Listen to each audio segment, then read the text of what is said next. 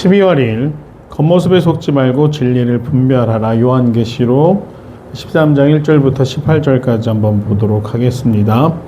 12장에서는 여인이 세상을 통치할 철장의 권세를 가진 아들을 낳았고, 이것은 교회와 예수 그리스도의 탄생이라고 했습니다. 그러자 머리가 7이고 뿔이 여린 붉은 용이 등장합니다. 당시 교회를 핍박하던 전방위적인 세력들을 이야기하는 것이었고요. 이들은 하늘을 대적해서 미가엘과 천사들과 싸우지만 결국 어린 양의 피와 성도들의 증언에 의해 패배하게 됩니다. 그러자 땅으로 내려온 이 붉은 용과 그 추종하는 세력들이 무엇을 합니까? 그 아들을 낳은 여인을 핍박하려고 하는데 하나님이 그에게 날개를 주시고 또 그를 삼키려는 물을 땅이 다 삼켜버리면서 여인을 구원해 주십니다. 그러고 나서 13장에 무엇이 등장하느냐? 두 짐승이 등장하는데, 오늘 말씀은 이 두 짐승에 대해서 보도록 하겠습니다. 한 짐승이 바다에서 나옵니다. 붉은 용은 하늘에 있다 떨어진 존재고, 두 번째로 등장하는 이 짐승은 바다에서 등장하고, 뒤에 등장하겠지만 세 번째로 등장하는 짐승은 땅에서 등장한다. 이것은 우리가 알고 있는 지리적인 위치를 말하는 것이 아닙니다. 하나님을 대적하는 전방위적인 온 세상, 이 피조 세계가 하나님의 통치와 섭리 아래 놓여 있지만 하나님을 대적하는 세력들은 동일하게 어느 곳에 있든지 존재한다라는 것을 의미하죠. 이 바다에서 나온 짐승도 굉장히 붉은 용과 유사한 것이 머리는 7, 뿔은 10인데 심지어 그 뿔마다 면류관이 있었다. 그리고 거기에 모독하는 이름, 참남된 이름이라고 되어 있지만 모독하는 이름이 적혀져 있었다. 또 동물의 생김새는 이렇습니다. 표범같이 생겼는데 앞발은 곰과 같이 두껍고 또 그 입은 사자 같았다라고 합니다. 이 짐승이 상징하는 말은 무엇인가? 바로 권세를 가진 나라, 권력을 가진 이 땅의 나라들을 의미합니다. 이 면류관이라는 것은 통치와 권위 또 왕권을 상징하지 않습니까? 그런데 왜 동물의 모습으로 묘사했느냐? 표범은 어떤 성품을 가지고 있느냐? 신속하게 사냥하고 또 집요하게 기다리는 동물입니다. 곰은 어떻습니까? 작은 고통이나 이런 것들을 참아낼 수 있는 끈기가 있는데 엄청난 힘을 가진 존재죠. 사자는 전통적으로 왕이나 권세를 상징했습니다. 그래서 이 동물은 이 땅 가운데 권세를 가진 자들이 성도들을 핍박하게 될 것이다 라고 이야기를 합니다.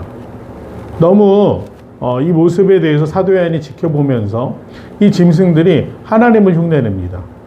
24장로와 네 짐승과 천사들이 하나님을 찬양한 것처럼 이 바다에서 나온 짐승도 붉은 용을 찬양하고 붉은 용에게 권세를 받고 성도들을 핍박하기 시작합니다.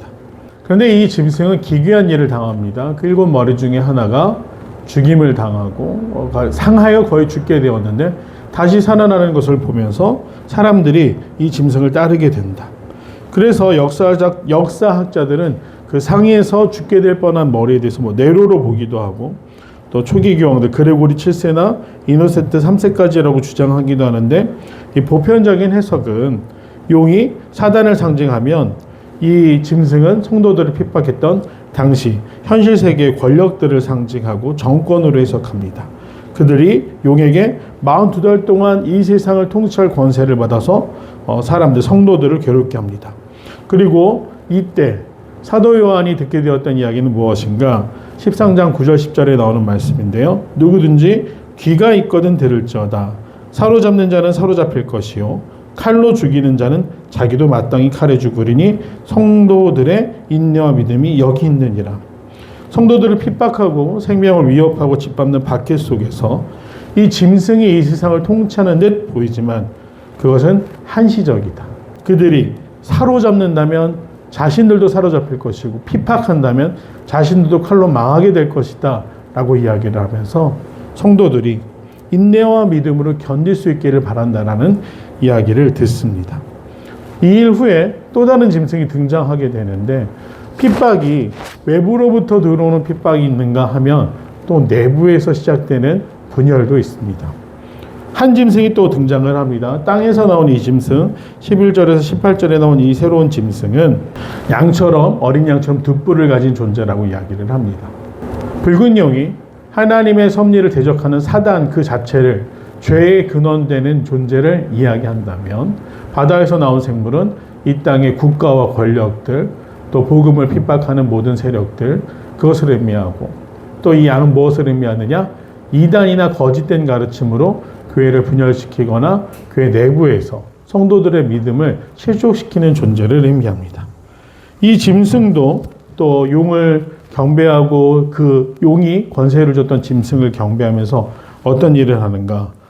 이 짐승도 죽을 뻔했다 살아나는 기적과 이사들을 보여주면서 사람들을 현혹하고 우상을 만들게 합니다. 우상을 만들게 한 이후에 우상이 사람들을 핍박하고 자신들이 마치 14만 4천 명의 성도들이 인침을 받아 구원받게 된다라는 이야기처럼 짐승의 표를 사람들에게 주기 시작합니다. 이마에 짐승의 표를 남기는데 그 짐승의 표에 대해서 우리가 너무나 잘 알고 있죠. 네, 바로 666이라는 숫자가 여기서 등장을 합니다. 세 번째 짐승, 땅에서 나온 짐승이 하는 일은 무엇인가? 사람들을 현혹하고 우상을 섬기게 하며 또 우상을 따르는 무리들에게 이마에 인을 친다. 마치 천성에서 하나님께 하나님의 영광을 찬양했던 24장로, 또 내 생물, 그리고 그 봉인을 통해서 이 피조 세계 가운데 순종하지 않는 자들을 심판하시는 하나님의 섭리처럼 고스란히 땅에서 나온 짐승들도 그렇게 회방하고 이 세상을 어지럽힌다라는 것을 이야기하고 있죠. 그래서 우리가 영어로 잘 알고 있지만 이 666이라는 숫자 때문에 많은 오해가 있었습니다. 전통적인 성경 해석자들은 히브리어의 게마트리아라는 개념이 있습니다. 이것은 히브리어 알파벳을 숫자로 치환하는 것인데 이 666을 하나의 네로를 상징하는 숫자들, 그러니까 666에서 시작하는 것이 아니라 네로라는 알파벳을 히브리어로 바꿀 때 사용하는 숫자들을 다 더하면 666이 되기 때문에 네로다. 그래서 이 핍박하다, 죽었다 살아나는 것처럼 이 땅 사람들을 현혹하고 괴롭게 하는 것은 네로다라고 말을 했습니다. 하지만 정확하게 네로만 의미하는 것은 전혀 아닙니다. 이 666에 대한 해석이 참 많았는데 어떤 사람들은 로마 황제 칼리쿨라, 굉장히 타락했었고 쾌락을 추구하면서 백성들에게 고통을 줬던 황제죠. 이 칼리쿨라라고 이야기하기도 하고요. 트라이안 황제라고 얘기하기도 하고 또 초대교회에 있었던 배교자 유리안이라고 이야기하기도 하고 반달족으로 이야기하기도 하고 또 교황 베네딕토 9세와 바오로 5세라고 이야기하기도 하고 마호메트나 마틴 루터, 존 칼빈, 심지어 나폴레옹까지 바로 666이다라고 해석되어 왔습니다.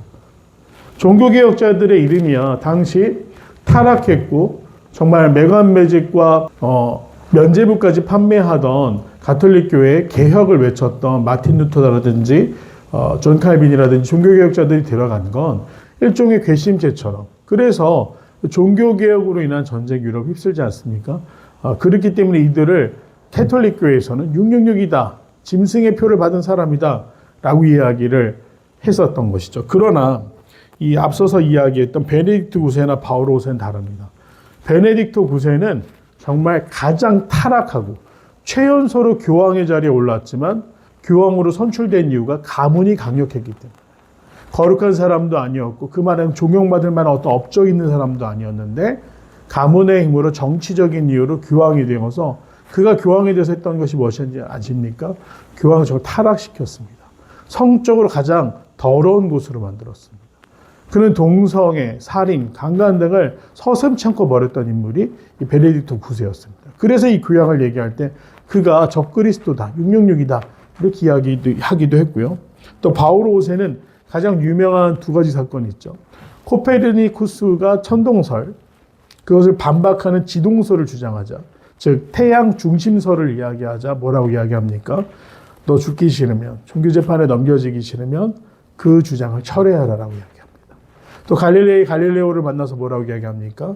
절대 태양 중심설을 가르쳐서는 안 된다라는 그 맹세를 받게 합니다. 그렇기 때문에 이 두 사람이 정말 적그리스도와 같은 역할이다라고 해서 또 666처럼 해석이 됐었습니다. 하지만 이것은 어떤 특정한 인물에 대한 이야기가 아닙니다. 교회에 대한 대적과 또 사람들을 현혹하고 교회를 핍박하고 교회를 어렵게 하는 세력들은 어느 나라, 어느 시대에서든지 존재했습니다. 오늘날은 어떻습니까? 문화 자체에 다양성이라는 개념이 들어오면서 교회의 절대적인 진리, 하나님만이 우리의 창조주가 되십니다. 예수님만이 우리의 그리스도가 되십니다. 구원자가 되십니다. 성령님이 우리와 동행하시사 우리를 지키십니다. 이런 삼위의 개념과 우리의 신앙 고백을 공격하는 것. 그래서 기독교는 폐쇄적이다, 기독교는 위선적이다, 기독교는 이기적이다 라는 오해를 만들어내는 그 수많은 공격들이 오늘날에도 이 두 뿔을 가진 거짓된 존재처럼 존재하고 있지 않습니까? 그러니 666은 어떤 인물, 어떤 사건의 배경이 되는 특정한 일들을 상징하는 것이 아니라 교회를 향한 핍박이 계속되어 온다. 이것은 어느 시대나 2000년 전이나 아니면 지금이나 모두 동일하게 벌어지는 일들입니다. 소망하기는 우리가 계시록을 대할 때 이런 다소 정말 두렵고 또 사람들에게 무언가를 상상하게 되는 이런 이미지들이 등장한다고 해서 거기에 대한 해석을 구체적인 사건, 구체적인 인물, 구체적인 시기라고 말하는 것은 결코 하나님이 우리에게 주신 메시지가 아니라는 걸 기억하시면서 그 당시에 정말 사단의 권세, 죄의 근원이 되는 존재들, 그 죄로 인하여 욕심이 잉태되고 욕심이 장성해서 결국 나중에 사망이 되기까지의 그 모든 프로세스 가운데 있었던 권력 잡은 자들, 교회를 핍박했던 자들, 거짓 선지자들, 그들에 대한 경고와 이야기, 또 그것이 그 이후에 하나님의 통치 아래 심판을 받게 되므로 성도들에게 소망을 주려 한 말씀이라는 것을 기억하시면서 우리가 오늘 요한계시록을 읽을 때 그러한 이미지들에 사로잡히는 것이 아니라 그것이 뜻한 바가 무엇인가? 결국 하나님을 대적하는 모든 일들이다. 그러기에 우리는 깨어 분별하여야 한다라는 것을 기억하시면서 살아갈 수 있는 거룩한 성도들 되시기를 간절히 소망합니다. 기도하겠습니다. 은혜로우신 아버지 하나님, 악한 시대를 살아갑니다. 주님, 우리로 하여금 깨어있게 하시사 분별하는 지혜를 주시고 온전히 하나님만 바라보며 하나님의 통치의 날을 기대할 수 있는 성도의 삶을 살아갈 수 있도록 오늘도 성령께서 도우시고 동행하여 주시옵소서. 감사드리며 살아가는 예수님의 이름으로 간절히 기도드립니다. 아멘.